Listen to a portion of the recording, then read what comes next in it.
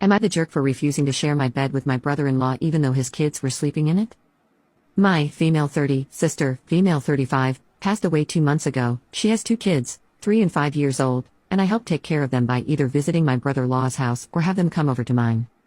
Days ago, brother-in-law left the kids with me for the day, then called in the evening asking if I could have them stay with me for the night. I of course agreed. The kids and I fell asleep while we were reading a story, and then at 1 a.m., I woke up to some noise. I opened my eyes and saw my brother-in-law slowly climbing in bed. I freaked out asking what he was doing.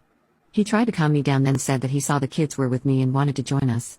This did not sit right with me. I was confused. I asked how he thought this was an appropriate thing to do, and he again said that his kids were there so he didn't think I'd mind him being with them. I felt extremely uncomfortable. I got up and asked him to please leave the room, but he objected, saying I can't keep him away from his kids.